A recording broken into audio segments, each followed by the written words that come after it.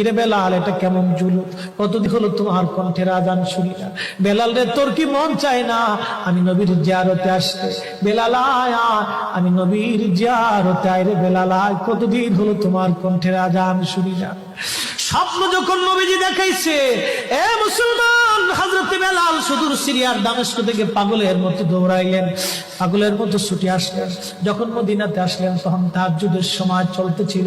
তাহাজ্জুদের সময় চলার সময় হযরত বেলাল রাদিয়াল্লাহু আনহু কাঠের জালি দিয়ে তখন রওজা শরীফ ঘিরে রাখা ছিল। ওই জালির পাশে বসে বসে জালির সঙ্গে মাথা ঠেকাইয়া নবীর পাগল বসে বসে গুনগুন গুনগুন করে কাঁদে আর বলে, হুজুর আপনি আসতে বলেছিলেন, গোলাম এসে হাজির হয়েছে। নবী গো, আজান দিতে বলেছেন, আমি আজান দিলে আপনি আগে নামাজে আসতেন, এখন আজান দিলে কি নবী আপনি নামাজে আসবেন? হুজুর এখন আজান দিলে কি আপনি নবী নামাজে আসবেন? নতুন মুয়াজ্জিন আসছে আজান দেওয়ার জন্য, এসে দেখে নবীর মুয়াজ্জিন বেলাল কাঁদে। ডাক দেখে মদিনাবাসী শুনছো, নবীর মুয়াজ্জিন ফিরে এসেছে, বেলাল আসছে, বেলাল ফিরে আসছে। এই কথা শোনার পরে সব সাহাবী ঘর থেকে বের হয়ে দৌড়ায় এসে দেখে বেলাল কাঁদে। সাহাবীরা বলে, বেলাল আজান দাও, কতদিন হলো তোমার কণ্ঠের আজান শুনি না। বেলাল আজান দাও, কতদিন হলো আজান শুনি না রে বেলাল। বেলাল বলে, সাহাবীরা রে, আমি আজান দিলে কি নবী নামাজ আসবে বলো?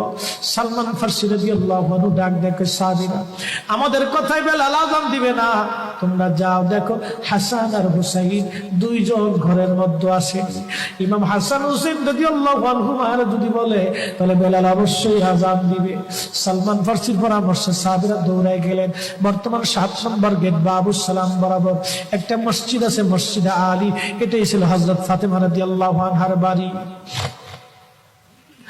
এই বাড়িতে দৌড়ে যাওয়ার পরে ইমাম হাসান হুসাইন রাদিয়াল্লাহু আনহুমা দুইজনকে নিয়ে আসা হলো। দুইজনকে নিয়ে আসার পরে হযরত ইমাম হাসানকে দেখতে আমার নবীর মতো দেখা যাইতো, চেহারাটা রাসূল করিমের চেহারার মতো ছিল। নাতি দৌহিত্র নানার চেহারা পেয়েছিলেন, ইমাম হুসাইন ও নানার সুরত পেয়েছিলেন। দুই ভাই নানার সুরত পেয়েছিলেন। হযরত বেলাল রওজা শরীফ থেকে উঠে হযরতে হাসানের বুকের মধ্যে মাথা ঠেকায় কাঁদতেছে, ইমাম হুসাইনের বুকের মধ্যে মাথা ঠেকায় কাঁদে।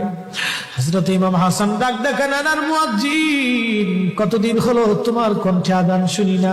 যে কণ্ঠ দিয়ে নানার আযান শুনাইতা, যাও গো ওই কণ্ঠ দিয়ে আমাদেরকে আযান শোনায়া যাও। যখন হযরতে বেলাল ইমাম হাসান এই কথা বললেন, হযরত বেলাল দৌড়াই গেলেন। যেই বনু নাজ্জার গোত্রের মহিলা সাহাবীর ছাদের উপরে দাঁড়ায় বেলাল আযান দিত।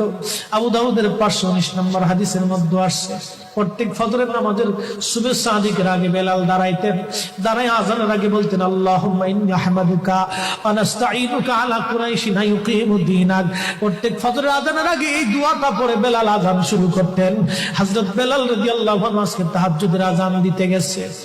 আযান দিতে যাওয়ার পরে হযরত বেলাল যখন আযান দিলেন, আল্লাহু আকবার, আল্লাহু আকবার, আযানের মধুর ধ্বনি সারা মদিনার রন্দে রন্দে ছড়িয়ে গেল।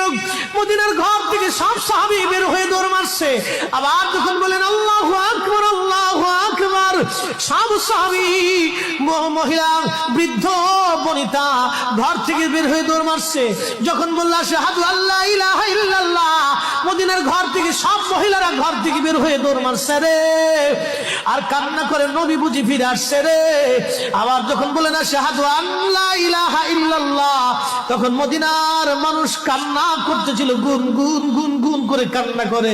মদিনার ভিতরে আওয়াজ বের হয়ে গেল, নবী বুঝি আসছে রে, নবী বুঝি ফিরে আসছে রে, নবী বুঝি ফিরে আসছে রে, নবী বুঝি আসছে। হযরত বেলাল যখন বলেন আশহাদু আন্না মুহাম্মাদুর রাসূলুল্লাহ, মদিনার মাটিগুলি থরথর থরথর করে কেঁপে উঠছে রে। মদিনার মানুষের কান্না বেড়ে গেল। হযরত বেলাল অজ্ঞান হয়ে জমিনের মধ্যে পড়ে গেলেন, তিনি বেহুশ, নবীনা আশিক বেহুশ হয়ে গেলেন।